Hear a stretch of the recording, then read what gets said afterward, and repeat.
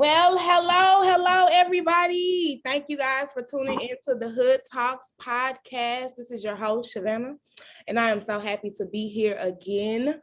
We have an exciting show for you today. We are talking OMG that birth. What is a community health worker? Have you ever heard of a community health worker? Well, if you haven't, you're going to learn all about it today. I am so excited to be here with my guests and these great community health workers in the community of St. Louis. Give us a minute and I'm going to let them introduce themselves. We're going to start off with Miss Lakeisha. Could you please tell the people who you are? Of course. So my name is Lakeisha Reddit. I am a certified community health worker, doula, childbirth educator for Mercy. I sit on the board of leaders for the Community Health Worker Coalition here in St. Louis. And I'm also chair of the St. Louis Doula Project.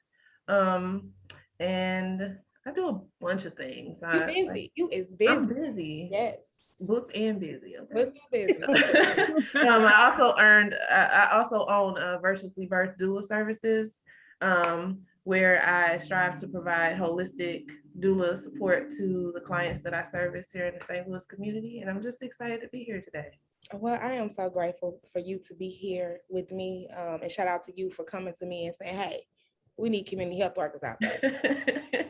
Yes, we do. Yes. Miss Reese, can you please introduce yourself, please, and thank you? Sure. I'm Lauricia Carter, better known as Reese, and I am a community health worker at Family Care Health Centers. Actually, I keep forgetting, I'm community health worker project lead, and I am also a community health worker credentialed, and I sit on the Missouri Credentialing Board. I am the treasurer of the Missouri Association of Community Health Workers, and I am also a board of leaders for the coalition, the St. Louis Coalition as well. Apparently, I don't like being bored. Just realized again, booked and busy, y'all. Booked and busy. I love it. We got her getting stuff done. It's work to be done, and we doing it. I love it. So yes, he said, I don't like to be bored. Okay. You cannot when you're talking about community work. It's never boring. But thank you also for joining us on this great conversation. I appreciate it. And Mr. Ryan, how are you? Please introduce yourself to the people. Thanks a lot, Savannah. I thought I looked up some of your old stuff. I thought you said the men would go last. Is Miss Ginger going before me or not? No, you go ahead. We're gonna let Miss Ginger spotlight herself for a little moment, but she has her own little segment where she will talk all about her in the program, community health worker program at St. Louis Community College. So no, please go ahead. Yes, ma'am. Thank you. First off, I really appreciate you allowing this opportunity for us to be able to come and speak to our community about some of the things that are happening within our community. We're just a part of it and just trying to help guide it to grow. My name is Ryan Smith. I am a St. Louis native, proud St. Louis native. I love my city. I am a proud father of a 15-year-old son. I am a social worker by trade, but I prefer to be called a community health worker. I am currently blessed to be able to work with the Integrated Health Network, IHN for short. I've been blessed to be there. I think it's probably going on 3 years now, which is a true blessing when it comes to community work. I am also the founder of an organization called Marcia's Moms, which is something that I dedicated to my mother after she passed. And what we do is we work with single mothers who are either in school or in trade school, trying to improve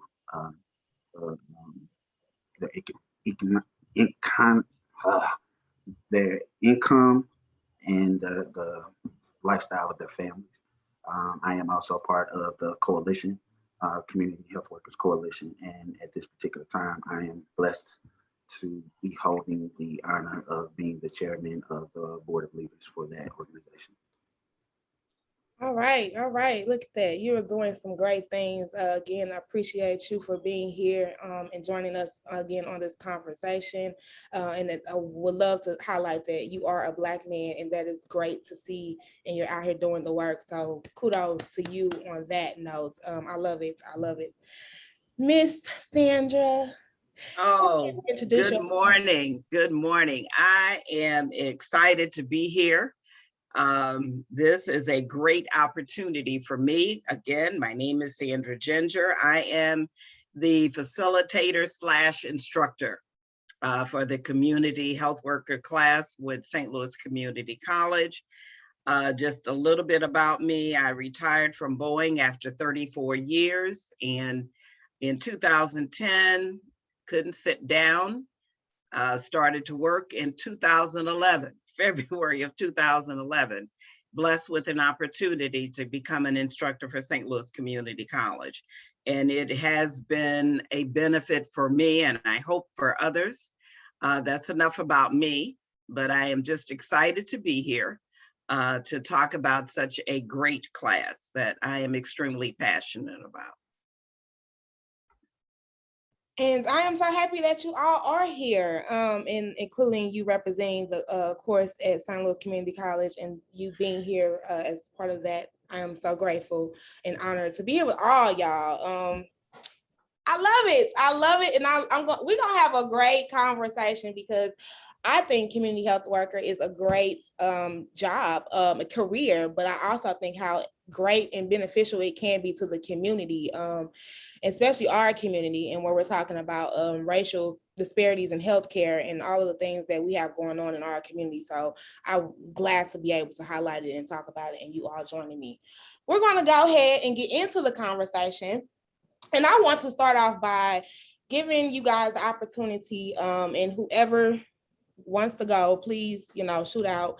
What is a community health worker? If someone is watching this show and they're like, community health worker, what is that? And they've never heard, how can you explain what a community health worker is?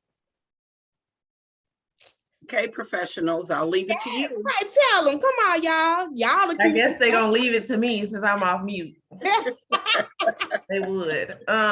Anyway, I'll just talk a little bit about my definition of community health worker, because I can go into like the textbook and say, oh, they're frontline health workers that, provide resources to their community. From the heart. Pillars. No, Keep it real and raw. Keep it real and raw. From the heart. Okay. So now the reason that I would say, I'll tell you what a community health worker is in my eyes. So and I'll give you my own personal example. Okay. So for me, I have a child who is 9 years old who has cerebral palsy and epilepsy, and he was born due to his injuries sustained during a traumatic birth experience, where the cord was wrapped twice around his neck and it had a knot in it. And instead of them, doing emergency C-section, which should have been done, they allowed me to birth him vaginally. So he was a VBAC, which is a vaginal birth after cesarean. So, after that, I had to figure out all of what he needed. He was a NICU baby. He was in the NICU for 7 weeks. I had to reach out to people at home. At the time, I was living in Little Rock, Arkansas. I was going to grad school down there. And I had to, I dropped out of grad school to be a wife and a mom, all that great stuff, but in this time, I actually had to figure out what my baby needed. And so I called back home. My mother at the time, she worked for the state during that time. And I was just calling her and asking her, like, what do I need to do? Like, how do I go about navigating this whole system of, my son has brain injury, so I know I need to find a neurologist, right? I know I need to find all these specialists to help me with his care. He needed specialized feeding because he was allergic to milk and soy. So we had to find nutritionists and dietitians and stuff like that to kind of help us with that, setting him up with disability because he's going to be disabled for the rest of his life, setting him up with of course, you know, baby, you got to get the social security number, birth certificate on top of all this other stuff. Right. So for me, it became figuring out how to navigate these resources. And when I came to find the community health worker training, by the time he was 5, I had been doing it the whole time. Like I had been trying to figure out what state resources he needed, because, you know, since then, obviously I moved back home to St. Louis, you know what I'm saying? And so now I have to switch all of his care from Little Rock to St. Louis. Now I have to find all these resources, all these specialists, all these things in order to help him have as fruitful of a life as possible, on top of lawsuits and all kind of stuff. Like it was a lot going on. So to learn that a community health worker is somebody who is a trusted person in the community with connection to resources and can navigate between the community and between these different settings. I had been doing it the whole time. I've been doing it for 5 years by the time I had learned about the community health worker training.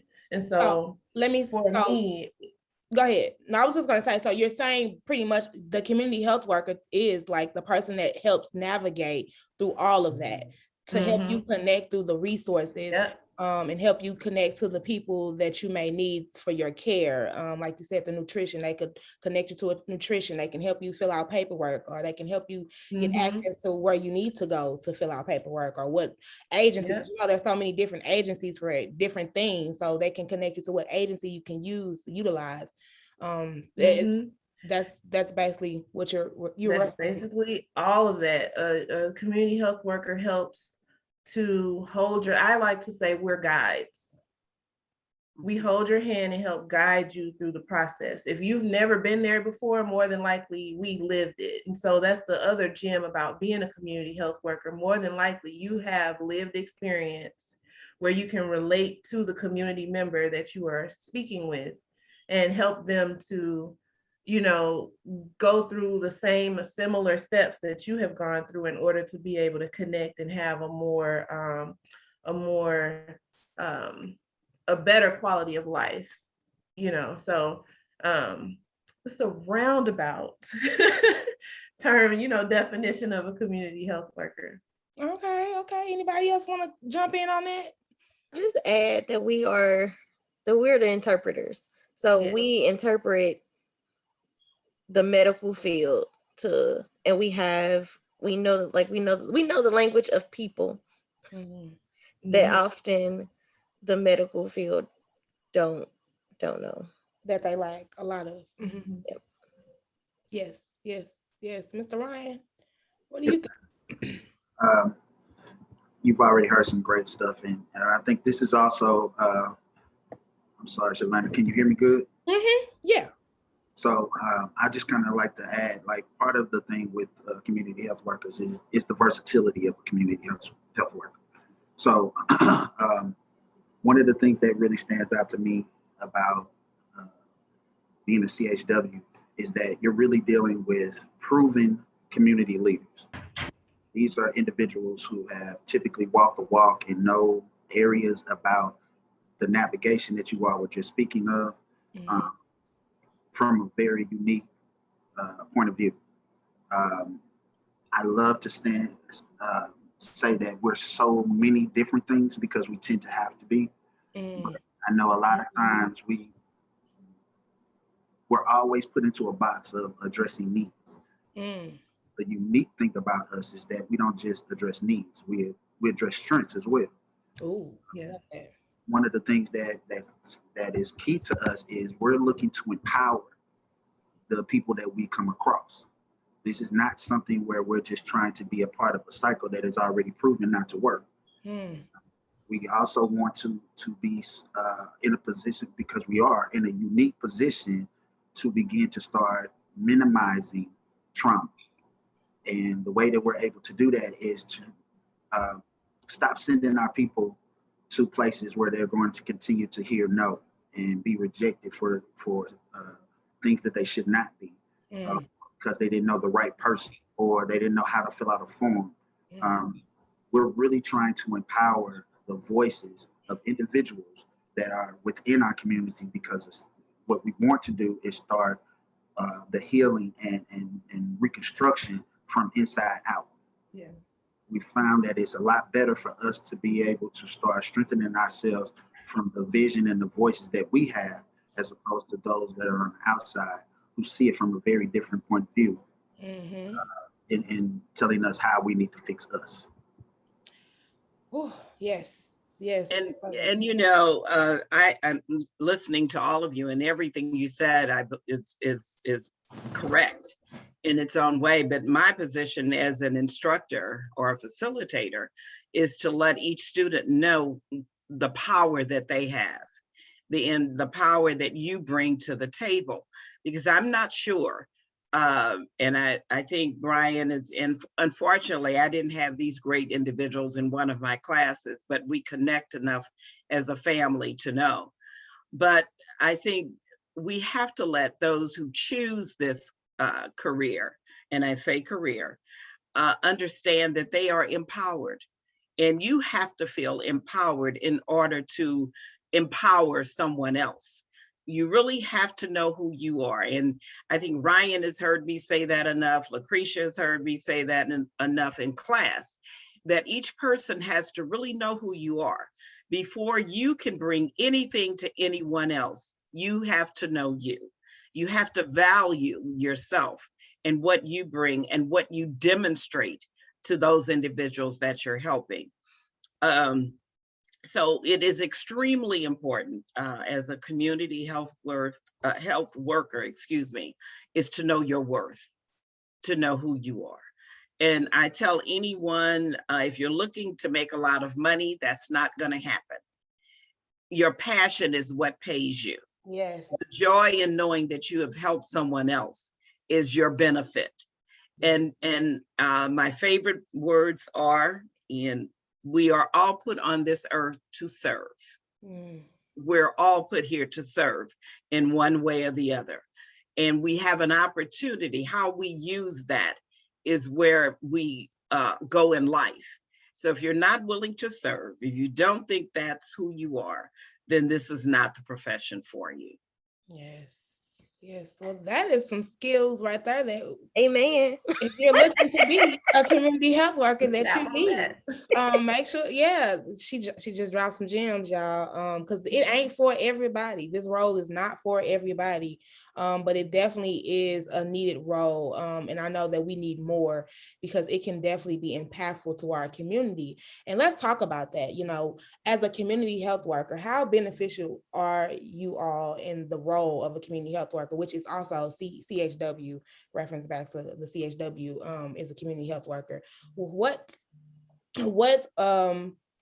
benefits, how do they benefit the community, our community?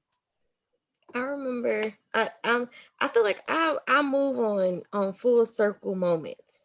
So I started at family care 4 years ago, and I work with the patient. She had a learning disability, so she had low comprehension, and she was working at McDonald's.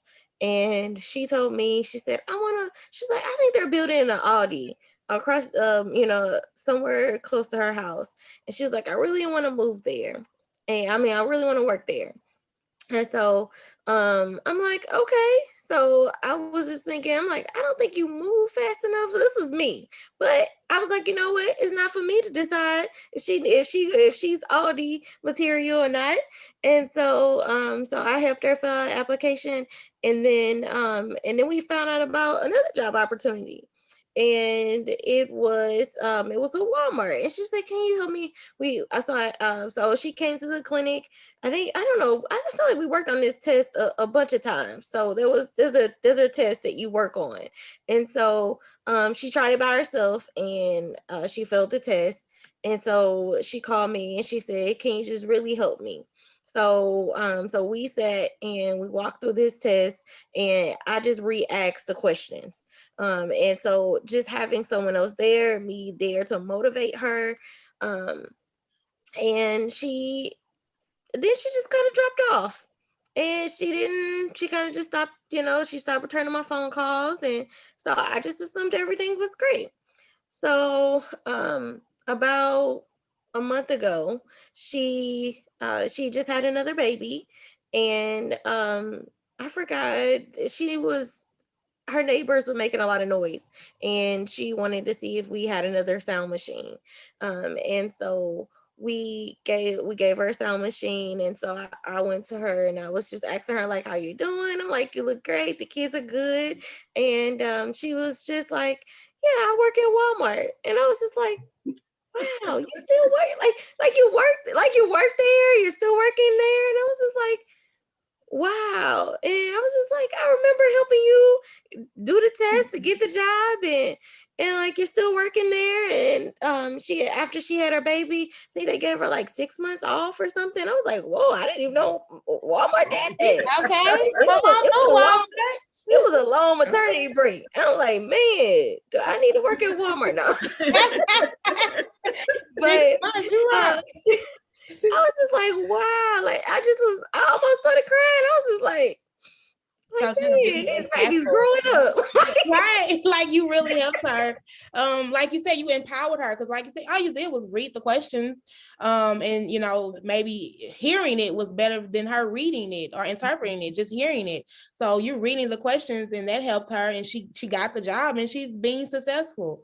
So it goes back to what Ryan was saying. You empowered her. And she succeeded. And so I think that is what shows that is beneficial. Like you get out here and you do the work, you help the people in the community, and you empower them, and they be successful.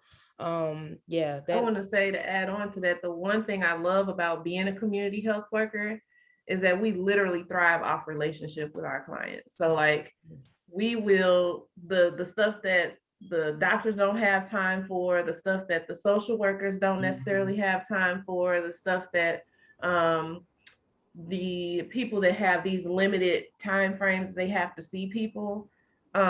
We don't have to live within that box with our clients. We can see them there are times where I remember I too used to work at Family Care. Me and Reese actually started together around like a week apart. But when we were there were times when we would sit with a client for 2.5 hours to just go through paperwork, go through. So for me, I used to work with the behavioral health consultants there. The one thing I loved about that job is that our supervisor really catered to our expertise. And so with me having that expertise with having a special needs child, I actually sat in with IEP meetings and doing school system stuff to help clients get into school. So helping a mom who just got diagnosed, her son or daughter got diagnosed with autism, or, you know, one of my kids and one of my favorite children that I worked with, he gave me artwork and everything. He was amazing, but he was a high functioning child with autism. And just watching him, he was struggling in school. Mom didn't realize he needed an IEP. And so I said, okay, well, it sounds like he's really struggling with these test times and getting his work done on time. Let's sit down and talk about what an IEP is and how you can advocate for your baby to have this IEP. And so we sat through, I helped her come up with a letter, because, you know, when you initiate anything IEP or 504 plan related, you have to go to the administrators at your school yourself, and you have to ask them in writing to test your child for whatever support they might need. And so it's a 45-day turnaround. I walked in there like I was a lawyer, like I got real dressed up, girl, with a briefcase and I'm taking looking good, y'all. You know, you gotta play a role on the out, you know, on the inside. You serious? Yes, but you made it serious. I made those administrators sign that they received copies of stuff, so they couldn't say they didn't get it. Girl, I was on it. But no, I love that you really help support her, and those are things that she probably didn't think to do or know to do, or, you know, especially when you have like that is the whole process within itself, learning to do IEPs and what you're supposed to do as the parent. So being able to help her navigate that is definitely awesome. And that's again what community health workers are there to do. I see you, Ryan. Come on, jump in, Ryan. You ain't gotta raise your hand. Get in here. Get in here, Ryan. Be respectful here. So I get it. I love it. I love what both have said, because they actually scream of how it is that we really impact individuals, and that's the biggest thing about what CHWs can bring to the community. I'm sorry, is that what the question is? Is like, what do CHWs? Yeah, like how beneficial are they to the community? Right. Go ahead. When you start thinking about the efforts that are being made to try to help individuals in our community, a lot of them are based in group approaches, right? Thinking that one Band-Aid can fix all scratches. Yes. And that's just not true. So with the CHW, what we do is there's an individualized approach. We're looking at you as who you are and where you come from, how you got here, how it is that we can change things in order for you to get where you want to go. So the thing that stands out from my personal perspective is that I got into social work because I wanted to have a Black man in our community provide an example of doing something different. Yes. I was tired of seeing typical white woman social worker coming in to try to fix us. Yeah.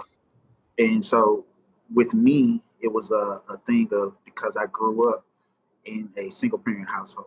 My mom is what raised me. I was in the position of being everything that statistics said that I should have been, and I'm not. Yes. My mother raised the bar. It wasn't a thing of, a woman can't raise a boy to be a man. I am a contradiction of that. And I wanted to be able to show people that they can be that too. I don't consider myself to be special in any regards other than just having a fantastic mind. And a lot of things that we approach is based in our effort. And what we do as community health workers, as I said before, it's not just to talk about the things that are wrong in your life. It's to start bringing to light the things that are also going right, because people need to know that they have a win in them. Yes. And so when we're really talking about how we go about approaching the people that we work with, and it's not just people, sometimes it's organizations, like we are really growing in that regard, where we're actually being more impactful for Forest Park Community College, for some of these health centers, for the jails. We're working in jails now. I mean, we're really expanding. I don't want people to get so caught up in the word health when we talk about CHWs, because we're doing so much more than that, because it all ties in. When we're talking about a community, we're talking about villages, we're talking about how it is that we all connect on things that help us to go in the same direction. We don't always have to agree. We don't all have to be on the same things. Everybody that you see on this panel right now has a different specialty. Yeah.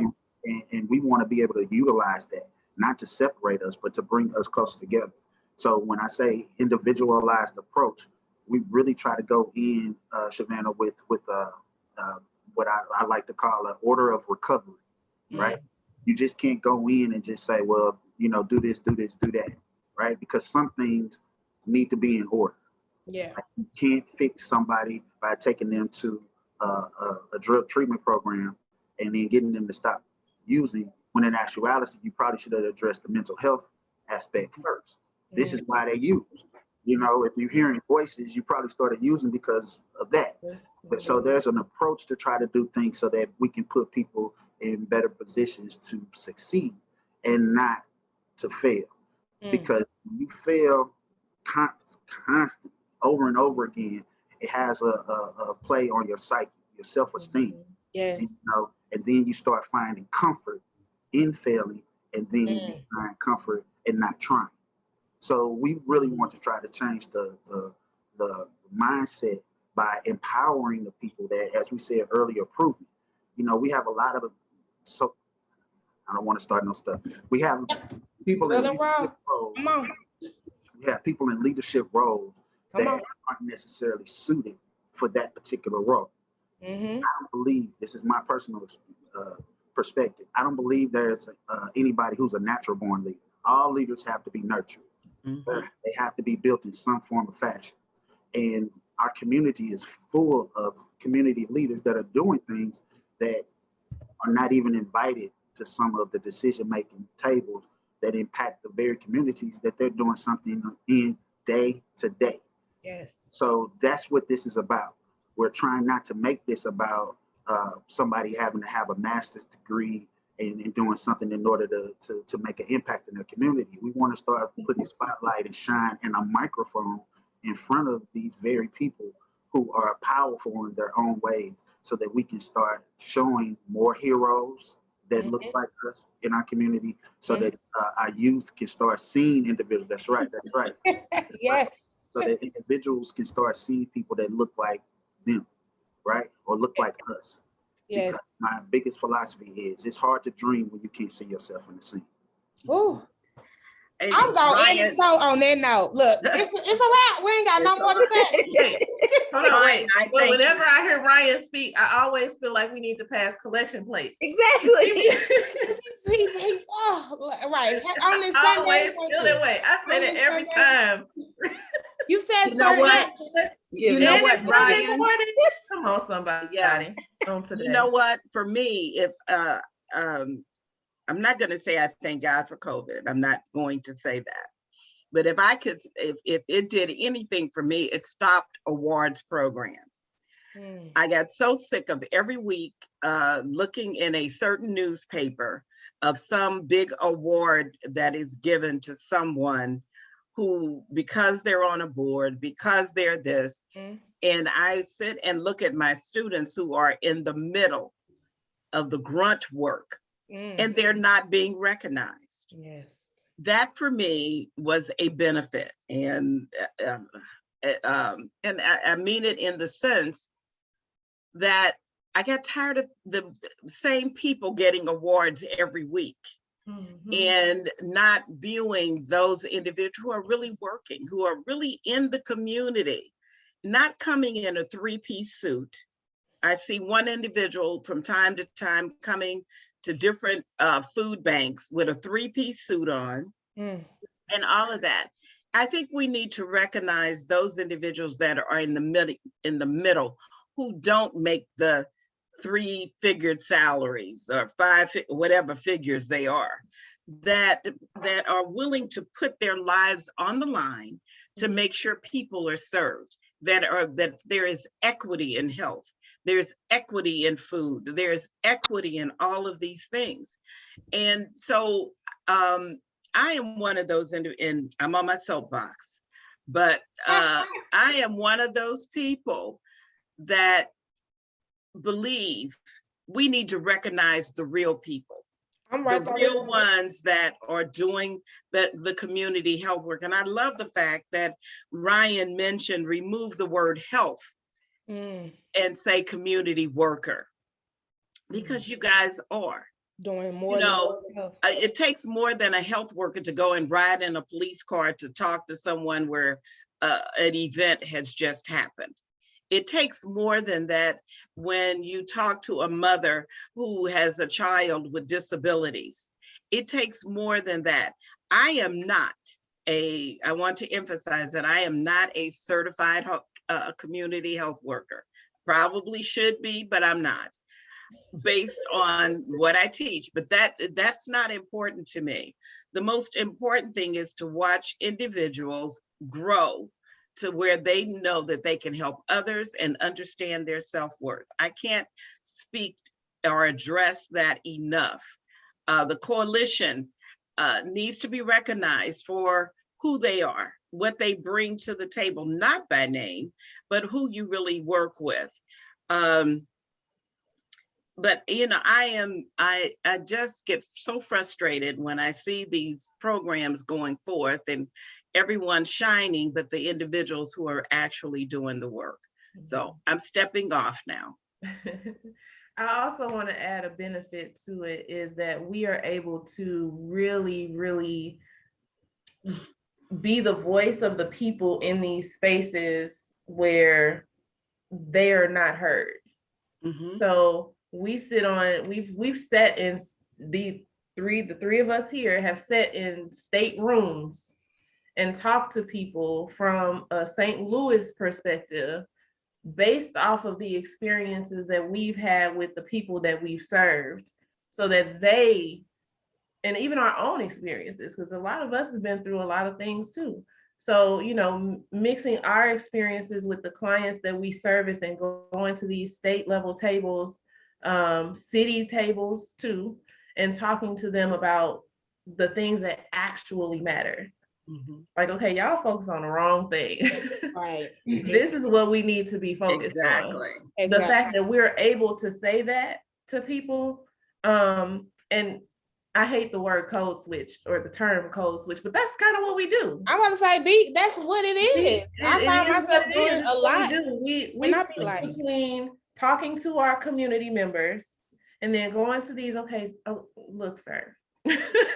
because like Ryan said, you're the interpreter. So and a lot of times I think that's I talk about this a lot, especially in like my podcast world, is like that's one of my biggest fear is like how I speak.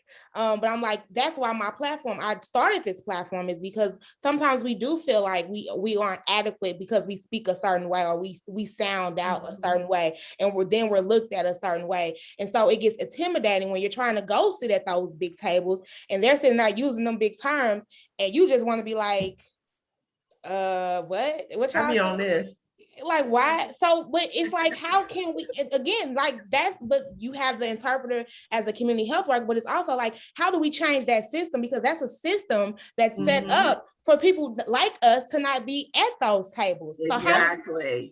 So how do we impact that system, so people like look, I'm gonna say me, who don't speak that's proper or however, and how do we combat that system so people can feel more adequate to sit at those tables and have those conversations, because that's what we do need. Representation matters.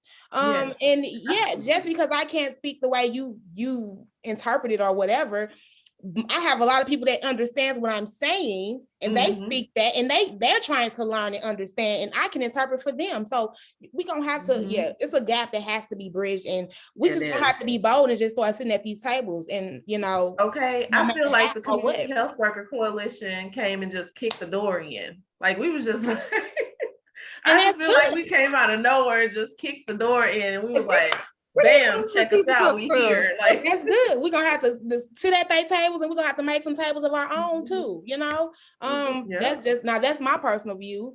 I ain't gonna get on my soapbox. This is about community health workers. You can use mine. I took that. But yeah, y'all, I think that was a lot in itself. All of that great information. I guess let's say so we talked about how you are beneficial to the community. I guess maybe we need to talk about how the community can support community health workers, and uplift you all. Because I think it is a term that a lot of people don't know about, or that there is a lot of work that you all do that people in the community don't know about. So how can we uplift you all in support? Okay, guys. I'll jump out there, and I'm just kind of thinking off the top. I'm trying to write down questions as we go. Some of the things that I think, if I can, I want to go back to what we were just talking about too, because I believe that was Reese who talked about the interpretation. It wasn't me.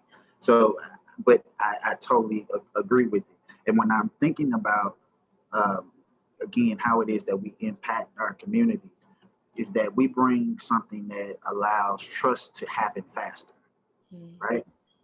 People go into places, and because of experiences, they already have an idea of how this is going to go, which then dictates their mood, right?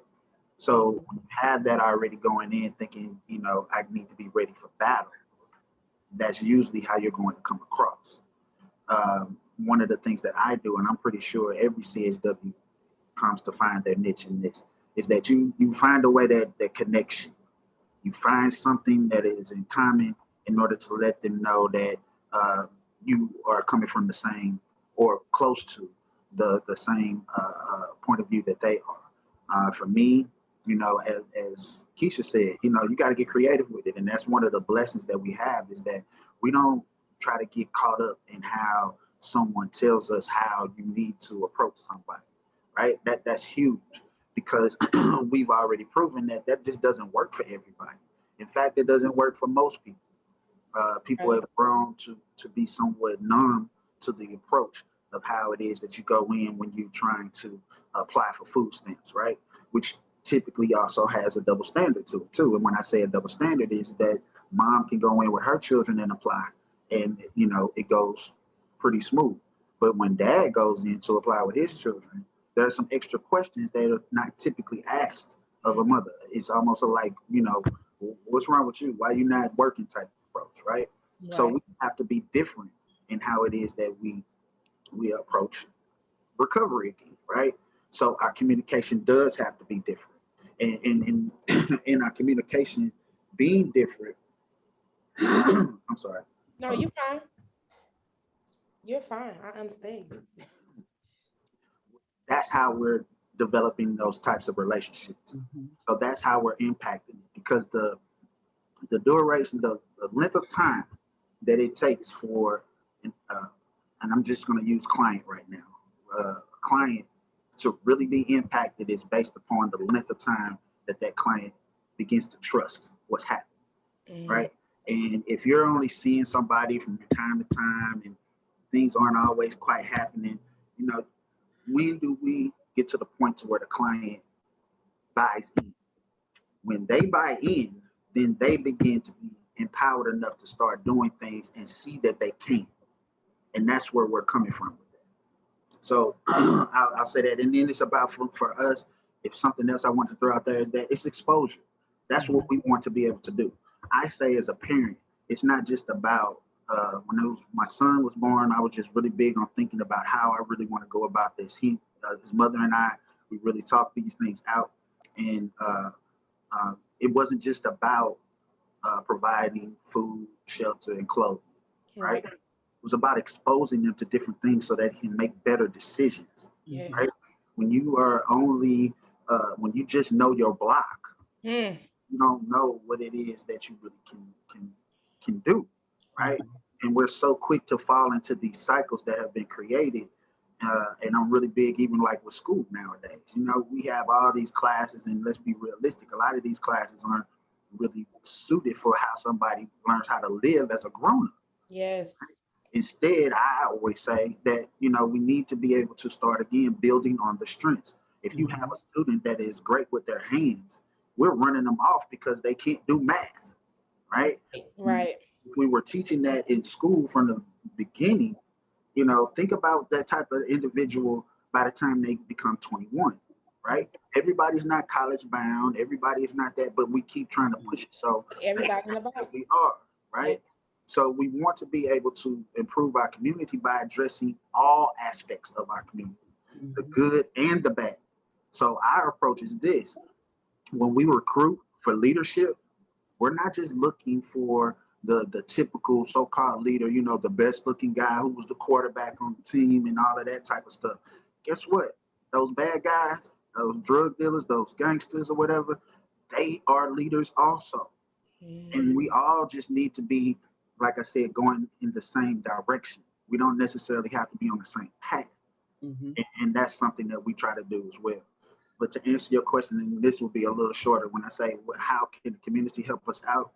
I would probably say allow us the opportunities, because some of the things that we want to be able to do is to start, again, if we're looking at the different demographics that we want to improve, we're really looking to start getting into schools, right? We want to start getting into schools because we want community health workers to become a legitimate career.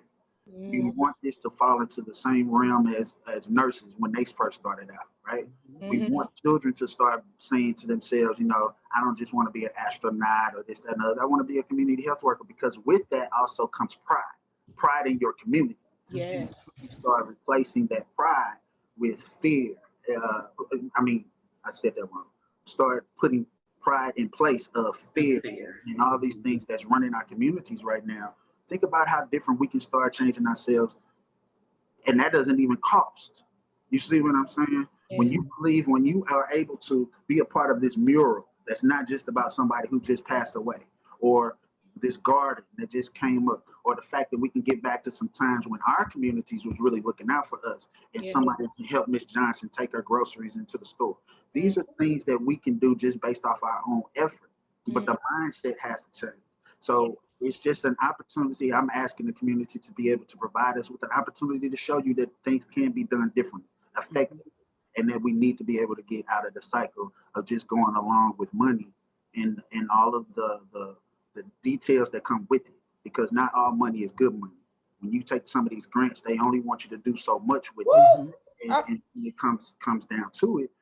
It's that pattern is just not working for us. Now, I'm not saying we don't need money.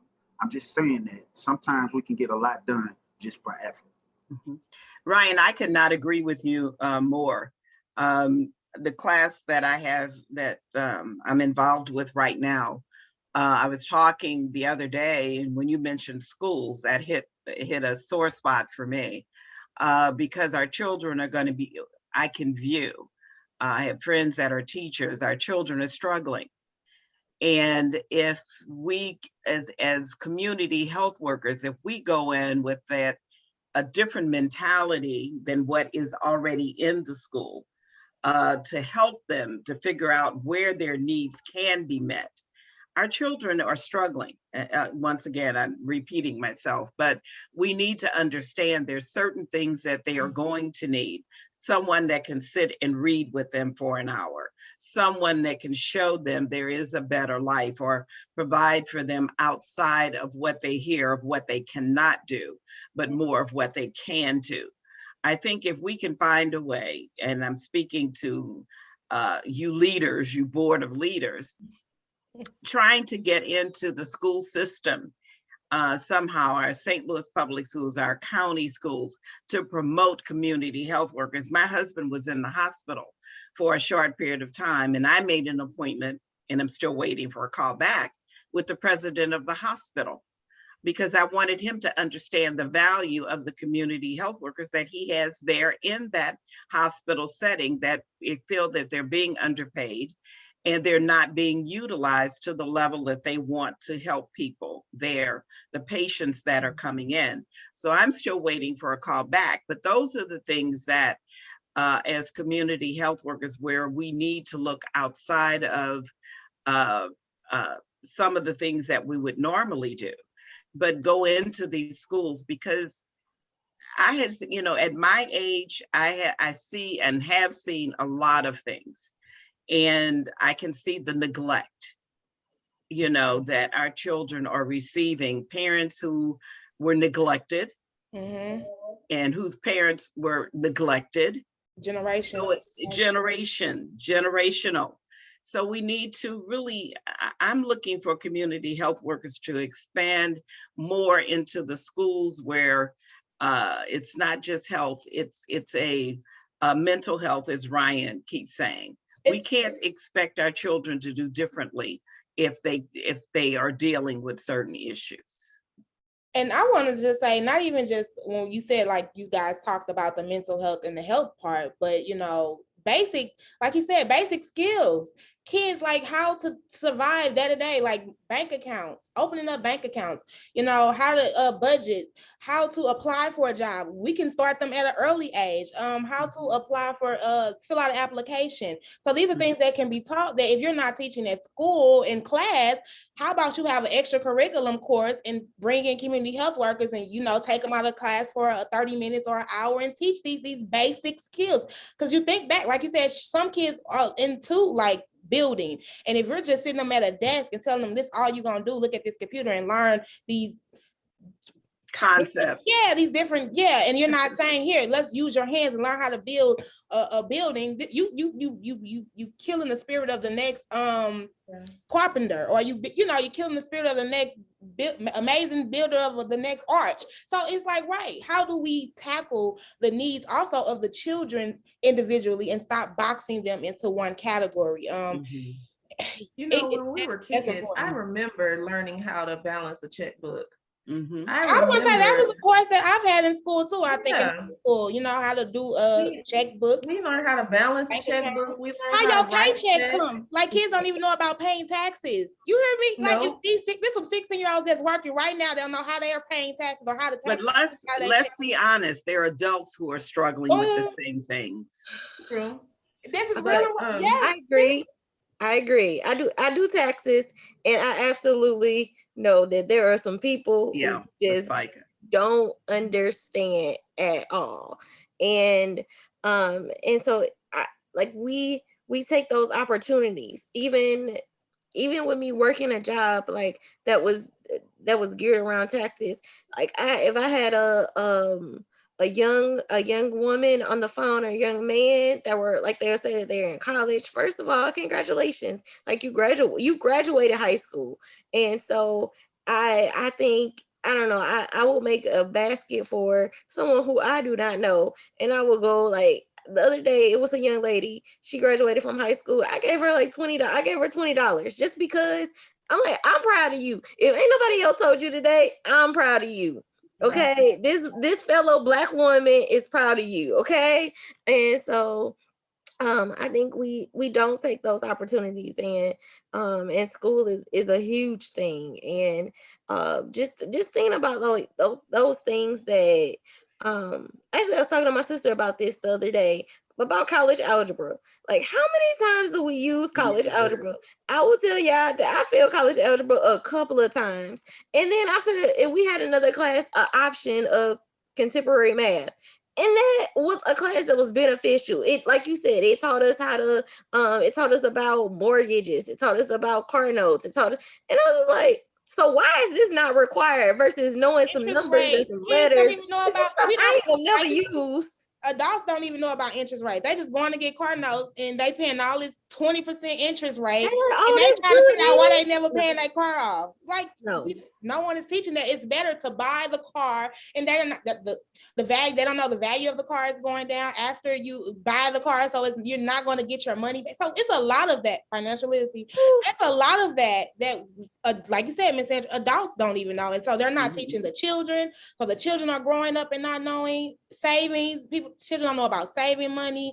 So our kids are leaving high school and even going to college, and they're just not prepared for real life. And I think that goes back to what Ryan said, addressing the mental health. And so we need to say it's okay to seek therapy, because one of the things that I talked about in therapy the other day was breaking a cycle. And I said the cycle ends with me. And so we have to be devoted to breaking those cycles, and no matter what they are, like just breaking them. And we just need to, like, therapy needs to be okay. But we need to let people, we need to grow to really let people understand that they can more than they cannot. Exactly. And I think that's where the problem comes in. But that's a subject I don't know how we can push forward with that. But there's something that needs to take place, or we will lose our children to the street, because they will look for the easy way out, or the McDonald's will be it. And we strive for $15 an hour, but we're not striving to help them understand the other qualities that they have. So those are the things too that we must learn how to do. But before, the one thing that I want, I guess, as my position being here, that's what I'm on my way, Ryan. That's what I want why I'm here, to help people understand the coursework for what happens when you decide educationally that that's what you want to be as a community health worker. First of all, you need to apply. You go on the St. Louis Community website and look for non-accredited courses, and you will find community health workers, community health worker class. It's a non-accredited. As I said, 16 weeks. We have 128 out. The standard is we have 128 hybrid classroom hours and 60 service learning hours. And those service learning hours are actually being involved in a setting to help you really clearly understand what it is to be a community health worker, knowing what the requirements are, knowing what you will need. And the training basically, and as I strive to do, is to let people know it's not just a certificate telling you that you're a community health worker, that what you're striving to be is a great community health worker. You're involved in classroom setting that brings a lot of the everyday things that we talked about. We have people coming in from time to time talking about mental health, healthy eating, substance abuse, grief counseling. These are some of the subject matters that we talked about. We have a lot of students that are not from the area. And so this session or this cohort, we have brought in someone who really talks about the city of St. Louis, where it all got started. It goes back to the Homer G. Phillip times originally. And I'll tell you guys, I'll give you that information. You will, and you may be interested in having them on your show as well. But she goes back. It's a program with, believe it or not, Barnes Hospital. And they talk about the Billy Burks. They talk about the Annie Malone. They talk about the DeVille, because not many people see us as being economically self-worthy. Yes. I'll put it that way. Yes. That we have always been in this state, but we had some great people. Not many people understand that Homer G. Phillips was built by a Black person. Not many people understand that Homer G. Phillips was the only place that offered training for Black doctors and Black nurses. So without going into all of that, that's the advantage of the community health worker class. As I expressed earlier, we talk about domestic and sexual violence, reproductive health, subject matter that is quality to help our students really understand those who are not. A lot of eyes were opened with the classes that we have given based on who we are as a people and who they are from the outside perspective. I'll just leave it at that. Any person can attend this class, and you have to be at least 18 years of age. You must have a high school diploma or its equivalency.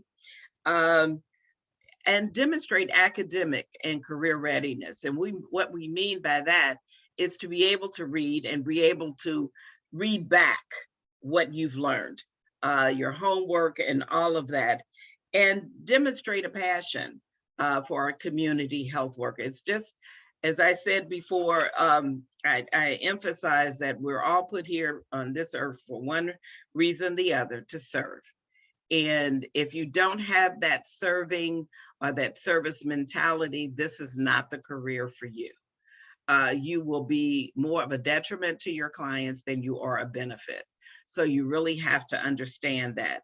The current cohort will end on June 12th, God willing, and we'll start up again in the fall, which will be sometime in August, and the application period will be open on June the 15th. The cost for the program is $1,800, and that includes your textbook. And it includes me pushing and wanting people to know who they are. Sometimes I bring a lot more to the table than is expected, but that's who I am. I can't be who I am if I don't give my all into making sure that I have put people in place who really want to be community health workers. It will not help the coalition promote the program if I am putting out students who really don't have a desire to do this and aren't as passionate as I am as an instructor and as they are as part of the coalition and part of the community health worker community. And then the community, like you have to be for the community also because you're serving the community. Exactly. So don't think you're going to get in this game and not know the community that you're serving, because it won't. Mm-hmm. It won't be beneficial. So Mm-hmm. you must. So that's why it's a must that we get people who are part of the community to be in the community. Exactly. Become community health workers. And that's why I'm hoping I see you in August. I have your phone number. I know how to hound you. Ryan and Larissa and Lakeisha know I will hound you. Larissa doesn't know me as well as Lakeisha and Ryan. I have not tagged on her as much, but I just want to once again thank you for this opportunity to promote the community health worker program. I am here for whatever you need. I think Larissa, Ryan, and Lakeisha, knows that I am here for them as well. As an instructor, I've jumped in feet first and I am covered in wanting to make sure that everyone understands, is as passionate as I am. I can be hard, as they say, I'm tough, but in order to make sure that the right people are out there to really genuinely help others, I have to be who I am. Yes, and that's great. That's what we need. That accountability part too. That's what that toughness is. People don't want to be held accountable, but we need that accountability. So that's what that tough love is. It's just holding people accountable. I'm a bit old school, real old school. Ain't nothing wrong with that. But I'm just grateful for being here today, and I just want you to know that, and hope that your audience will understand what being a community health worker is about, and they are ready to jump on the bandwagon.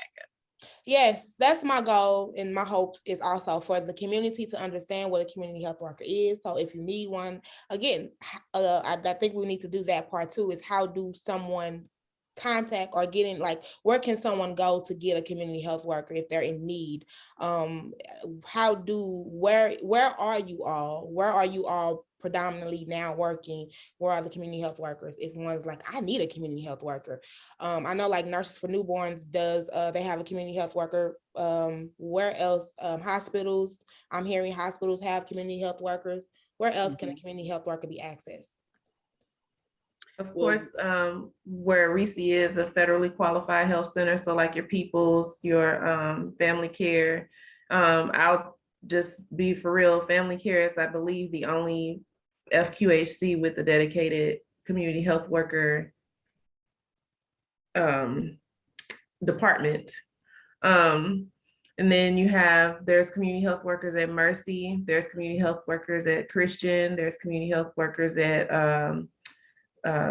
Salvation Army, there's community health workers, some are everywhere. Like we do grassroots organizations, we do hospitals, we do the clinics, we are in justice system.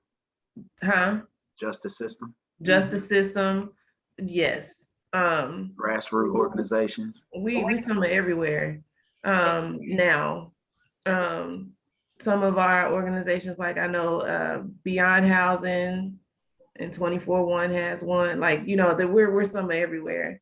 But to reach out to the large community health worker community, I believe you can access us through the St. Louis Community Health Worker Coalition at large, which I can't remember our website.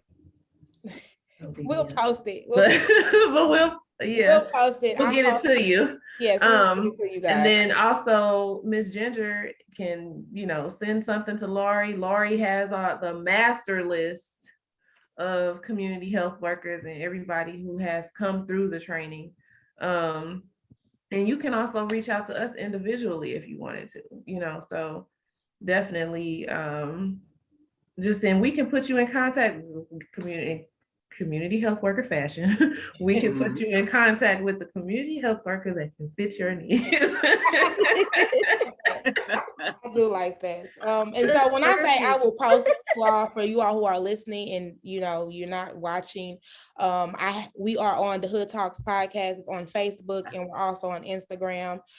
You guys are putting your information in the chat, but let's go ahead and say it for those who are listening, because we are on the podcast platform also. So I'll let you guys we'll end off with how people can reach you and then why you chose to be a community health worker.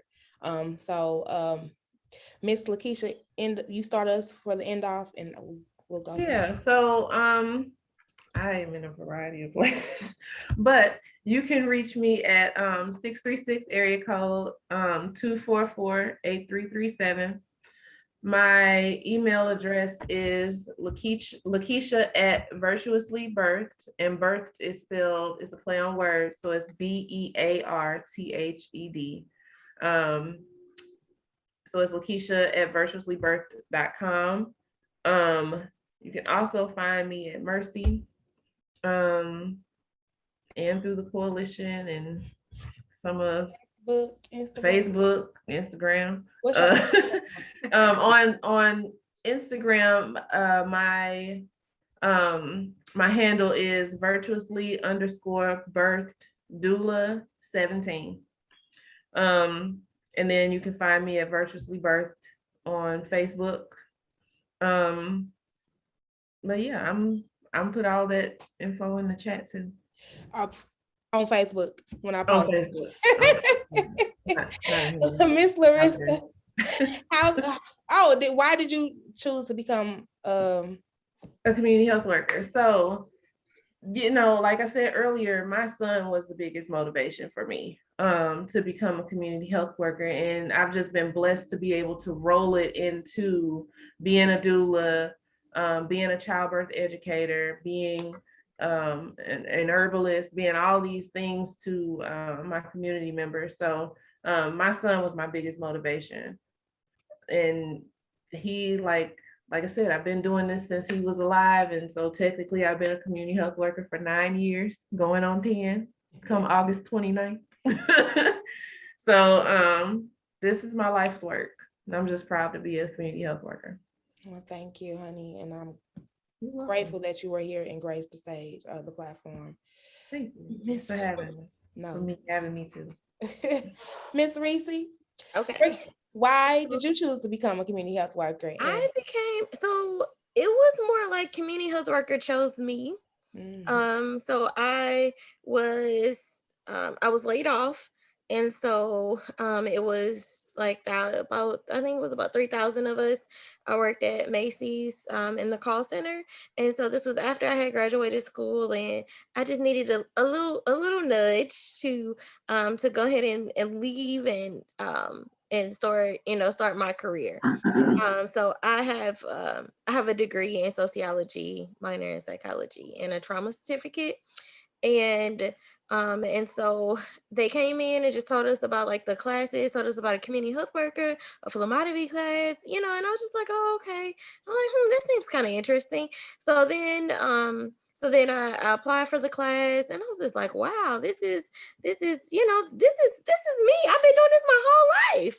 And so I was really excited to know like that I had a career in a family. I was grieving my grandfather. He had passed earlier that year when I was I graduated the class, and I just really think about like the family that I've had, that I have, and that we had been in the class for like a couple of weeks, and these people didn't know me. And it was my birthday, and so my grandmother called me and told me happy birthday, and I was in class, and then it just like hit me like my grandfather's not calling me to tell me happy birthday. And like I was just sitting, I remember sitting in the hallway crying, and they were just embracing me, and that's what family does. And ever since then I've been a part of the family, and so that's why I became community health worker, found me. I feel like everything happens for a reason, and definitely this is where I'm supposed to be. And I can be reached at Family Care, and that is lcarter@fchcstl.org. And also, you asked another question. Oh, my number is 314-363-9086. And we also have a Facebook page. So if you're interested in being a community health worker, it is a community health worker, it's community health worker spelled out. And then it is St. Louis metro area. So that is our community health workers page on Facebook. And then also, I believe our email for the coalition is stlcoalition.gmail.com. I'll double check it real quick, but I'm pretty sure that's it. So Yes, is thank you anybody for else having about us. to like cry from cutting onions? I know, y'all hitting it deep at the end. I'm like, Okay, I'm like, dang. Clearly I wasn't supposed to cry on the podcast. So yeah, this is It's family. really wild. This is where I'm supposed to be. and This is definitely where I'm supposed to be. and thank you again. Thank you too for being here and sharing. Miss Sandra, Yes. someone reach you. I put everything, it's S Ginger. Oh, I spelled everything wrong here. Ignore what I put in there. I was like, nobody can see it anyway. Only we can see the chat. So it's okay. Look, my fingers were really not doing the walking, or I did too much walking, but you know how to reach me. But the main thing I want to say, you asked how community health worker, how did I become? I'll tell you how I became an instructor. I worked for a number of years in Wellston teaching business course, and that program ended. So like Lauricia, a community health worker found me. I worked, as I said, for a number of years at Boeing. I have a bachelor's in business and a master's in human resource development. Never used that degree the entire time I was at Boeing, and we all can understand why. But God was blessed to be able to retire and do exactly what I wanted to do. And that was adult education. So community health worker, like Lauricia said, it found me. And I'm excited that it did. She mentioned about the family of being a part of community health worker. That's what we are. We are a family. Yeah. One hand feeds the other. We do know that, as I expressed to you earlier, everyone for me has been a phone call away, and they will never understand how much I appreciate that. They don't have to answer my call, but family always reaches out to family. So once again, thank you for the opportunity. And I am so proud and excited to the three individuals that you have here, because I do know their dedication to being community health workers. Yes, and thank you again for joining us. It was great. I'm glad that you were here to be able to talk about the course, so people can get signed up. Come on, y'all. Come on. Meet me there in the fall. Mr. Ryan. We'll surround you. Huh? We will surround you and support you. Come join us. As I expressed to her already, her name is in the pot. She just has to come prepared. That's it. Gotta come. See, that's why we gotta end the podcast in August, y'all. I gotta go get this. But Mr. Ryan, come on, please. Why did it choose you to become a community health worker, and how can people reach you? I think mine was probably a little bit of both. I chose it because, again, I stated earlier about how I grew up in a single parent household in the city. Fantastic mom, and she raised me on family and community pride. Now, I did go away to college thinking that I would go pro in football, but when that didn't go well, I knew it was time for me to really settle down and figure out how do I live my life. And I was prepared to go into marketing and advertising. But then I had this thought, like, I don't know if I can be excited about doing that every day. And so I just was going through what is it that I can see myself doing on a regular basis. And being in my community, because that's my home. It's it's not just a place of violence and all these negative things that the media would love for us to believe. There's so much that fed me to be who I am, and I know I'm not the only one. So I wanted to be a part of giving back to something that gave to me. And so I got into social work, and that's where I got my degree. I would never put my social work degree down. It allowed me to do a lot of the things that I wanted to be able to do. But like this career does, it can really burn you out. And I had just got hired at CHW, I want to say in 2016. A great place that I love. It's the neighborhood I grew up in. They did wonders for my mother before she passed. So I wanted to be a part of their mission. And this is probably where, I chose the social work, but then CHW chose me in a sense as my supervisor at the time, offered me the opportunity to be in the class. And I probably was feeling a little burned out at the time. At that time, I think I was probably about 20 years in, and just seeing all the stuff that was just not working out. And when I got into this class, which happens to be the same class that Reese was in, so that incident she was talking about, I was there. And I got recharged. Like I was like the vet in the class. There's a lot of young people, and we bonded. Like, it was amazing. And I started to see that this really can happen. Like we really can make a difference here. Yeah. And the sisters that are on here, Reese, Keisha, they know I got their back. Whatever, call me.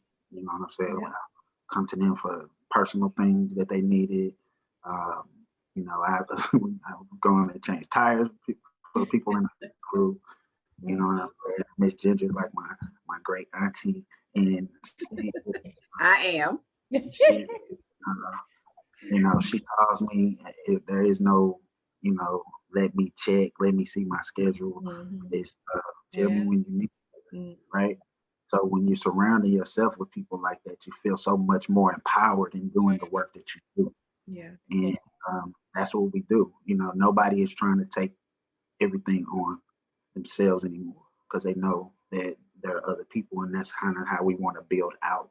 We want to empower individuals so that they can empower their families, so that they can empower their blocks, which then can empower their community. Yeah. From the inside out is what it is that we're trying to do. So this has been a true blessing for me in so many different ways. And I, like Ms. Ginger and everyone else has said, I can't thank you enough for this opportunity for us, for you to give us this opportunity to speak and shine some light on a new way to address our issues so that we can be the great kings and queens that we are. And let me say, it is refreshing every time that I have a Black man on my show and to hear their perspective, because I love it. So thank you for being here and bringing your piece that is needed to be seen and to be heard. Because I love us women. We can talk all day, every day, and we're doing some powerful work, but I also know that Black men need that light shed on them also. So thank you for coming here and being a part of this. I do appreciate it. And we need more of Black men in this work also. Yes. Great, Savannah, and that's and a lot of us are, and that's part of what we're trying to do is that, and it's not just about the spotlight. I'm not really comfortable with getting. I know, I feel you, but no, it needs to be, because we talk about representation matters. So there's going to be a young boy who's going to watch this show or see this episode, and he's going to say, "Oh, I want to do something like this," and he's going to have the power, and he's going to be like, he's going to have the connection and say, "Oh, I can do it too," because he sees you sitting here talking about your experience and also saying what you're doing now for your community. So no, we need the lights. I'm with you. I don't like it either. People might think wrong, like, yes, she do. She always doing these shows. She likes the spotlight. No, but I just know it's important for it to be seen. And that's why I do it. And that's why I love when I have guests like you all on the show. Because it's needed. It is. I just didn't want, like I said, you're right. And I know, I'm with you. I do that too. I do it myself. I so get it. I do, but no, we do. I just get real uncomfortable when people say things, giving me props for things that I'm supposed to be doing anyway. Take it. Mhm. Take it, King. Take that. What it is, and thank you for the opportunity.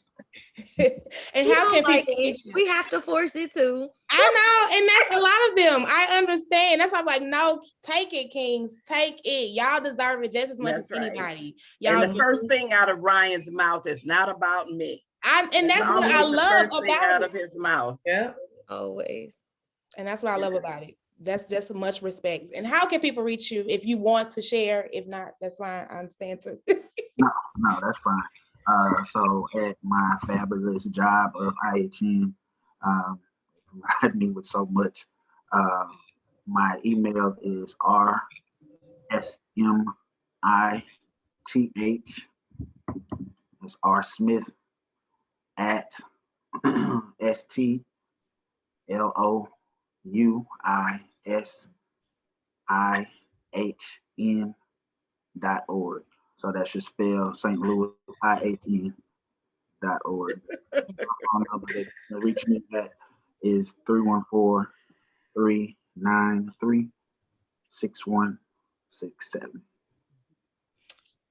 All right, y'all. Well, this has been another great episode. I appreciate, again, you all being here with me. What's coming up in June? We have so much coming up in June. We have Black Men Heal. We will be sitting down talking to a panel of Black men talking about mental health. That's June 5th. June 12th, we have fatherhood. Shout out to all the Black fathers. Again, we will have a panel of Black fathers, and we're also partnering with Fathers and Family Support Center. They will join us to talk about how they support fathers in St. Louis area. And then we're also adding an additional show for the request of the community for urban farmers. It will be Back to the Land. So we will be doing that also in June. June will be another full Got month. chills. Yeah. Girl, I got goosebumps and everything. I can't wait till June. Yeah. I am grateful again for everyone that has reached out and who wants to be a part of the platform. And I love having these conversations. So y'all tune in. That is what's coming up on the Hood Talks podcast. And also, we got an announcement. I just almost forgot. We got a website.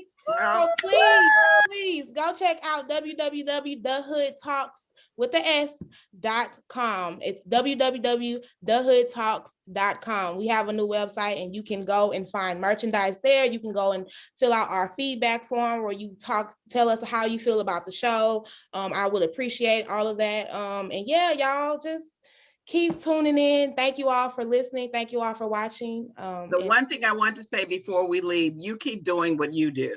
Thank you. Yes. You keep doing what you do. How can we support you? Yes, I know it gets exhausting, I'm sure, with 2 small children, but you keep doing what you do. The benefit at the end is insurmountable. You will not understand the value that you bring to the table. I almost got tearful. Because it can be. How can you support me? It is. How can you support me? Just word of mouth. It goes a long way because I do want people to see. I want people to get this information. I really am trying to be resourceful to the community. So word of mouth, sharing. Also, merchandise, because money goes right back into the podcast. You can buy t-shirts. We have the Hood Talks podcast t-shirts out there. You can become a monthly subscriber through Anchor on the site of Anchor. And yeah, that's how you all can support me. All of the funds go right back into the podcast itself because it does take money, but I'm not doing it. I don't charge anyone to be on the show. I don't do that because, like I said, I really want the information to get out here and to have these conversations about what our community needs. So yeah, I call it a community podcast because I do want you all feedback too. Give me feedback. That I want it all. So yes, that's how you can support us here at the Hood Talks. And I say us because one day there will be a team. There will be a team of the Hood Talks podcast. I put that out there. I speak it into existence. But yeah, that's how you can support us here at the Hood Talks podcast.